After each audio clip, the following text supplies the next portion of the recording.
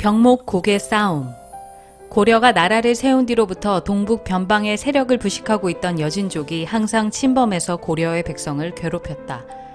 건국 이후에 여진족을 진압시키려고 군사를 동원한 큰 사건만 해도 여러 번이 있었다. 즉 태조 10년 겨울에는 그들 세력을 백두산 북쪽 밖까지 쫓아버렸고, 현종 3년 5월에는 여진과 그란족의 연합군이 침범했고, 동 4년에는 그들 연합군이 압록강을 넘어와서 행패를 부렸다. 그 뒤로도 이 여진번 호란이 계속되었는데, 문종 6년의 여름에도, 동 27년 여름에도, 34년 겨울에도, 선종 7년과 8년에도, 숙종 9년에도 변방을 어지럽혔던 것이다. 숙종왕은 여진족의 동란을 겪는 동안에 전주 목사로 있던 오정총을 뽑아 올려서 추밀원 좌승상으로 삼았다. 왕은 전부터 오정총이 재상감이라고 생각했으나 조정의 반대파가 꺼려했기 때문에 등용하지 못했었다. 그러나 때마침 여진족의 침략을 능히 막아낼 인물이 없었고, 오정총이 지방 정치에서 백성의 칭송을 높이 받고 있었으므로 왕은 반대파의 무리를 억누르고 특별히 등용을 했다. 좌정승이 된 그는 장군 윤관과 상의하고 그의 의견으로서 국방정책을 상소하게 했다. 그가 건의한 국방정책은 당시까지의 보병제도를 기병화해야 한다는 것이 주된 골자였다. 여진족의 군대에게 때때로 패하는 가장 큰 원인은 그들 기병부대에 대해서 아군은 보병부대로 임하기 때문에 공격에도 후퇴에도 기동력이 부족해서 감당키 어렵다는 것입니다. 그러니까 아군도 금후로는 기병부대를 창설하고 훈련해서 능히 여진 오랑캐의 침략을 막을 수 있어야 합니다. 이 상소를 받은 왕은 우선 좌상승 오정총에게 자문했다. 당연한 필요성을 역설해서 왕의 찬성을 받아낸 오정총은 국군의 기병화 방침이 내리자 오정총과 윤관은 별무반이라는 기병 군단을 창설하고 강력히 추진시켰다. 우선 말이 필요했으므로 전국의 병마징집이 엄명을 내렸다. 국내의 모든 말과 20세 이상의 모든 남자는 나라에 바쳐서 군사 훈련을 받아야 한다. 이 명은 엄격히 실행되었다.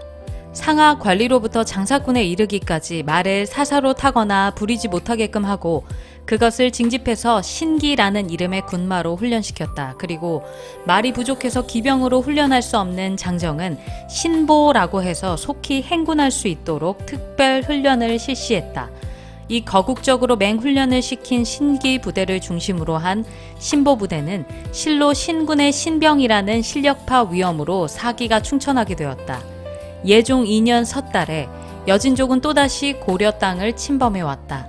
윤관과 오정청은 새로 강화된 신기 부대를 거느리고 일거에 선멸하고 출동했다. 20만의 군대를 거느리고 동북 국경 지방으로 나가서 장춘역에 주둔하자 사기가 대륙 천지를 진동시켰다.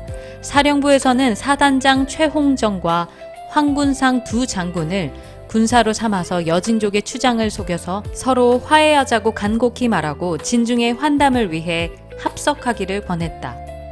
당신의 사령관의 뜻이 정 그렇다면 그 호의를 의심치 않고 예방하리라 하고 추장은 장군 어시고라 등 400명을 거느리고 아군 사령부로 왔다. 잘 왔소이다. 싸우면 서로 적이지만 이렇게 한자리에서 화친하면 실로 친한 벗이 아닙니까? 사령관 윤관과 오정총은 적장을 환대하고 술을 권해서 만취하게 했다. 그리고 그들은 복병으로 하여금 적군의 장병을 몰살시켜버렸다. 그날 밤이 새고 이튿날이 되어도 여진군의 장병이 한 명도 돌아오지 않자 적군의 사령부에선 비로소 계략의 속은 줄을 깨닫고 결사대의 용사 5,60명을 조사 겸 항의차 보내왔다. 그러나 관문을 굳게 막고 그들을 우리진지에 들어오지 못하게 하는 한편 기병대장 김부필과 녹사 탁준경이 두 패로 복병을 거느리고 있다가 그들 5,60명을 귀로에서 모조리 잡아 죽여버렸다. 이때 김부필은 한때 적의 포위를 도리어 받고 위태로웠으나 젊은 탁준경이 그를 구출하고 적을 섬멸해서 큰 공을 이루었다. 이때부터 용기와 전우회의 모범으로서 탁준경의 이름이 떨치기 시작했다. 모략을 당해 초진에 참패한 여진군은 대노해서 일대 반격을 해왔다. 윤관의 부대가 대내 파이촌을 지나서 반나절 동안이나 행군해도 적군은 멀리서 보고 달아나기만 했다. 들에는 버리고 간 가축들만 우왕좌왕했다. 한편 좌군 문관 부대가 한 석성을 발견하고 가보니 여진족에 큰 읍이 있었다. 통역인 대원을 보내서 항복을 권고했다. 너희들은 이미 고려군의 위엄과 덕을 보았을 것이다. 공손히 항복하면 관대히 용서할 것이요. 항복치 않으면 하는 수 없이 전멸해버릴 것이다. 이것이 사령관의 분부이시다. 그러나 여진군의 장수는 오만스럽게 반발했다.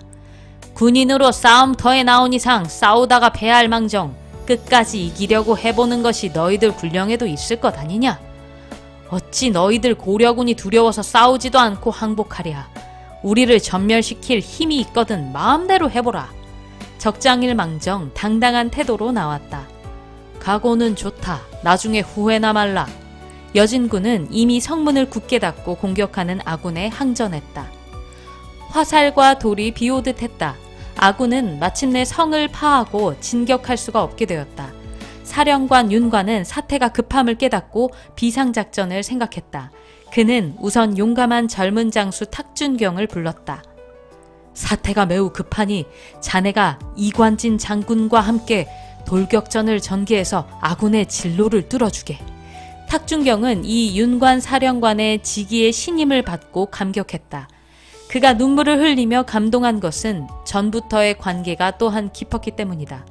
장군님, 제가 전에 장주에 종근했을 때 군인으로서 부끄러운 과오를 범했거니와 그때 장군께선 어리석은 저를 장사라고 아끼시고 조정회까지 청해서 관대히 용서해 주셨는데 오늘날 또다시 저로 하여금 전과를 씻을 기회를 특히 주시니 감격하옵니다. 나라와 장군의 은혜를 갚기 위해 제 몸을 죽여서 싸울 때가 왔습니다.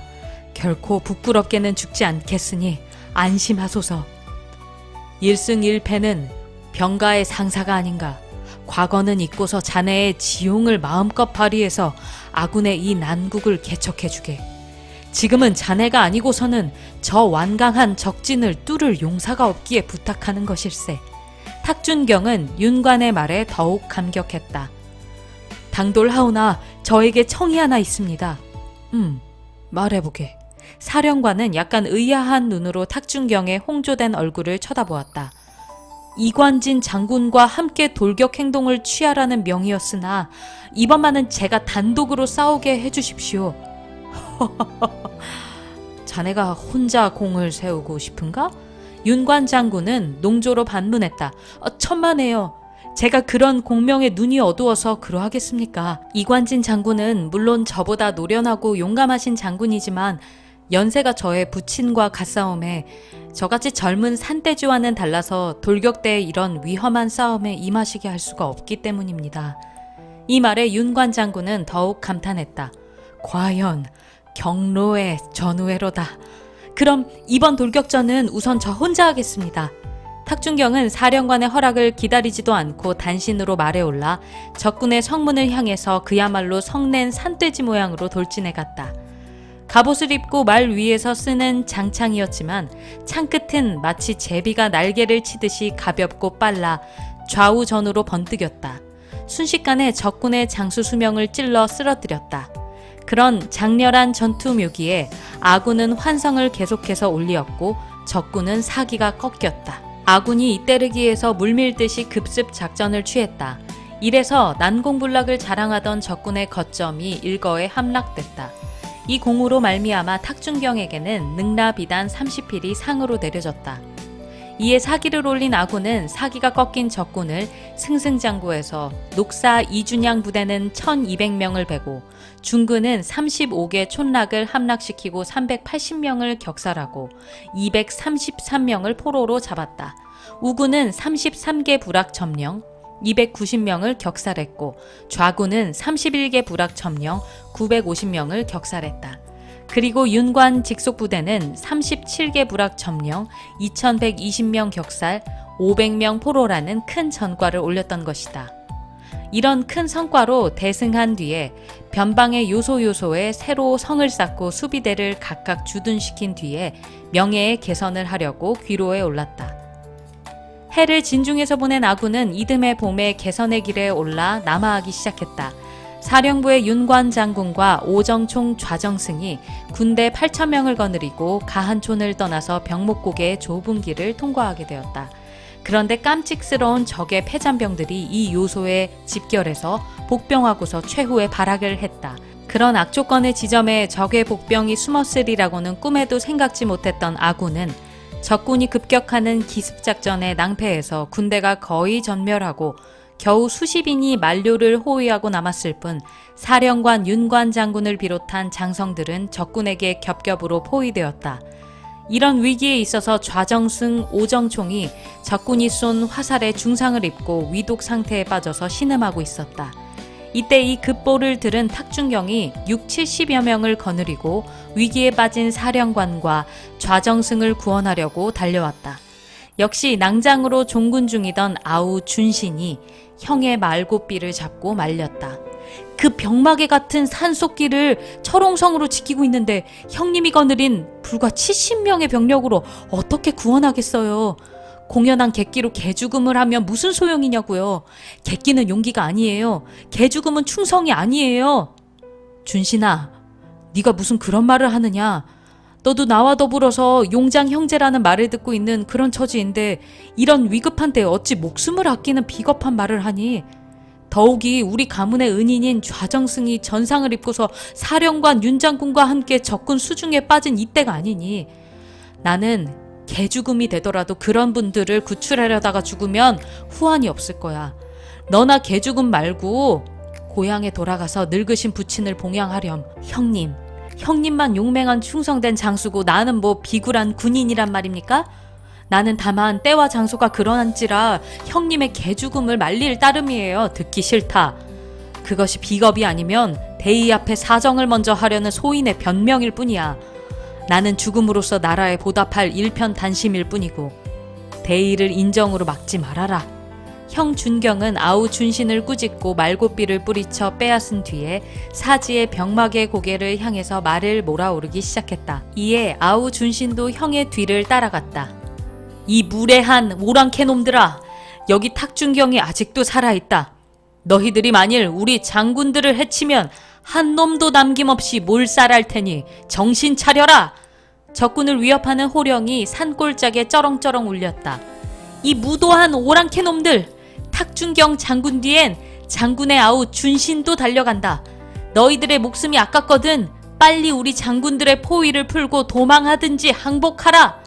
아우도 응원을 해서 적군을 위협하면서 말을 채찍질했다. 그러나 지리와 병력의 우세를 믿는 적군은 좀채로 도망하지 않고 당돌하게도 준경과 준신의 형제를 맞아서 싸웠다. 형제는 아군의 적은 수의 용사들을 격려하면서 진도에 서서 용전분투했다. 그들 형제는 마침내 적병 수십 명을 쳐 죽였다. 이 싸움통에 윤관 장군과 오 좌정승을 포위했던 적병도 새로 나타난 용장 형제를 상대로 싸우는 수밖에 없게 되었다. 그러나 워낙 수요가 많은 적병은 죽여도 씨가 없어지지 않았다. 준신아, 넌 너무 무리 마라. 내가 앞에서 싸울 테니까 너는 뒤에서 응원이나 해라. 형은 역시 형답게 아우 준신의 전사나 부상을 염려하고 그런 말을 했다. 어디 가요? 나도 형님한테 비겁한 군인이란 욕을 먹지 않도록 싸워야 하지 않겠어요? 그러나 너 아까 그 말을 고깝게 생각했니? 그럴 거면 마음대로 싸워봐. 하지만 내가 두 놈 죽일 때 넌 한 명이나 죽이겠니? 네 솜씨로 말이야. 뭘요? 형님이 졸개 두 놈을 죽일 동안에 나는 장수 한 놈씩 죽일 테니까 공은 내가 더 클걸요? 이놈 큰 소리 한다. 저놈들의 빗나가는 화살에 상하지나 마라. 그때 마침 아우 준신의 창대가 적군의 칼과 부딪혀서 똑 부러져 날아갔다. 저런, 거 봐라. 큰 소리만 치고 방심하니까 그런 실수를 하지 않느냐. 그러나 준신은 형의 그런 조롱을 듣고 있을 경황이 없게 되고 말았다. 창이 부러진 순간에 적군은 와 하고 마구 습격을 감행해 오는 것이다. 이놈들! 형 준경은 아우를 포위한 적군들을 호령하고 달려들어서 한 창 끝에 두세 놈의 등을 겹쳐서 찔러 죽였다. 그 통에 적병들은 준신의 포위를 풀고 뒤로 흩어졌다. 아, 형님 고맙소. 큰 소리 치던 아우도 이때만은 본능적으로 형에게 감사를 했다. 그러기로 내 뒤에 있으라지 않더냐. 그 소리에 아우는 다시 용기를 냈다. 허리에 찼던 장검을 창 대신 뽑아들고 또다시 앞을 다투어 적군을 향해 추격해갔다. 됐다. 너는 본디 창보다 칼 쓰는 솜씨가 더 나으니까 이제야 좀 안심이 된다. 이젠 내 칼 솜씨를 아시겠죠? 한 놈의 목을 베어버리자 아우는 또다시 자랑을 했다. 창은 형님만 못하지만 칼은 역시 내가 더 잘 쓰죠. 이놈, 건방진 소리 마라. 그런 자만심을 내다간 그 칼마저 분질러뜨린다. 하고 준경은 자기도 칼을 빼어서 왼손에 잡았다. 다른 손으론 창으로 찔러내리고 왼손으론 칼로 갈겨대는 창검 양용의 무술의 묘기를 연출하기까지 했다.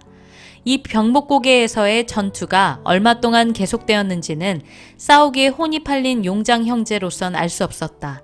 그러나 점심때 시작된 싸움이 이미 저녁때가 가까워져서 하늘에 해가 기울고 있었다. 밤이 되도록 구원병이 안 오면 정말 큰일이었다. 그런 걱정을 하는 준경이었지만 그런 눈치는 조금도 아우에게 보이지 않고 꾸준히 싸울 뿐이었다. 그러나 마침내 최홍정 장군과 이관진 장군이 많은 병력을 거느리고 산 밑에서부터 고함을 치면서 구원해왔다. 그러자 적군들은 비로소 사령관과 좌정승의 포위를 풀고 도망해버렸다. 오로지 준경의 형제의 힘으로 구출된 사령관 윤관 장군은 그날 밤에 영주성에 안전히 도착한 뒤에 감사의 눈물을 흘리면서 준경의 손을 꼭 잡았다. 이번에 죽을 내 목숨과 오대감의 목숨이 자네 덕으로 살아났네. 진실로 목숨의 은인이 아니고 뭐겠나. 지금부터 나는 자네를 내 친아들로 생각할 테니 자네도 나를 아버지같이 생각해주게 하고 신신당부했다. 그 뒤로 준경과 준신 형제의 이름은 더욱 높았다.